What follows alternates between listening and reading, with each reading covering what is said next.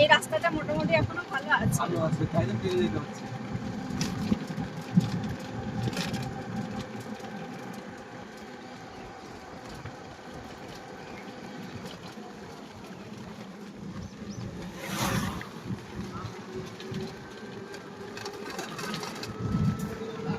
Primary স্কুলে তো আপনার ছাত্রই নাই। হ্যাঁ, কারণ প্রাইমারিতে তো কেউ দেয় না, সবই নার্সারিতে দেয়। হাই স্কুলে তাও সরকারি স্কুলে পাঠাচ্ছে। প্রাইমারি স্কুলে ছাত্র নাই। আর দ্বিতীয় কথা হচ্ছে, আমাদের যে অ্যাম্বুলেন্স হয়েছে না, ওইখানে করে আমাদের একজন আমাদের স্যার ছিল, ভারতের ছেলে ছিল বড়, তো মেলা গন্ডগোল করে ওখানে চলে দেওয়া হয়েছে। আজকে দিও না, কালকে দিও, কারণ বাড়িতে কেউ থাকবে না তো, আমি বেরিয়ে এসেছি। কালকে দিও, হ্যাঁ।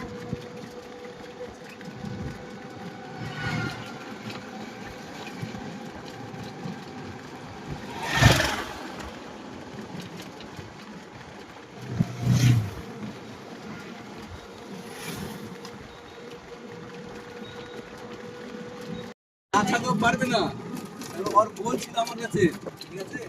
আর বোনটা নিয়েছে মানে নিয়েছে, মানে মানে ওরও সেই রকম অবস্থা। এখনো প্রায় ঢুকতেন তো, ওরা সিনিয়র কাছে, ওর বোনটা আমরা তার জুনিয়র কাছে। বোনটা আমার দুবার বাচ্চার সন্তানটা আমাদেরকে।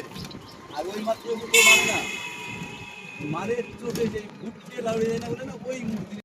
একটা জিনিস নিচ্ছে, কখন টাকাটা আসবে সেটা কিন্তু যাচ্ছে। আমার শুধু স্কুলের দোষ না, গার্জেনেরও দোষ এখন দেখো, কারণ পড়াশোনার খোঁজ কেউ নেয় না। এমন এমন গার্জেন আছে, স্কুলে গিয়ে ছেলে মেয়ে কোন ক্লাসে পড়ে, রোল নাম্বার কত বলতেই পারে না। পাশের জনকে জিজ্ঞেস করে আমার মেয়ে তোর সাথে পড়ে।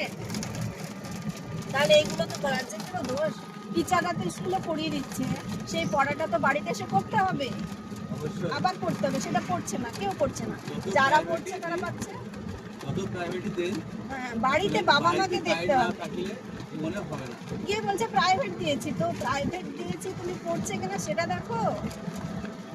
প্রাইভেট দিয়েছি সেটা তো দেখতে তো অবশ্যই, প্রাইভেট দিয়েছি না প্রাইভেট কি পড়া দিল সেটা বাচ্চা। আর বাড়িতেও বাবা মা এখন কি করছে, মোবাইল, ছেলে মেয়েকে পড় বলে মোবাইল নিয়ে বসে থাকছে। সমস্যা করে দিয়েছে এই মোবাইল এসব। আর একটা ছেলে মেয়ে মাধ্যমিক দিচ্ছে না কেন, মমতা মোবাইল দিয়ে দিচ্ছে একটা করে, ব্যাস। আর পড়ার কি দরকার? মমতা চাইছে না তো ছেলে মেয়ে পড়ুক। না, পরীক্ষায় পাস করানোর লাগি সরকার আবার আবার করছে। এক্সট্রা নাম্বার দিয়ে পাস করে দিবে, তাহলে পড়ার কি দরকার? তাহলে এবার আপনি ভাবেন যে এই ছাত্ররা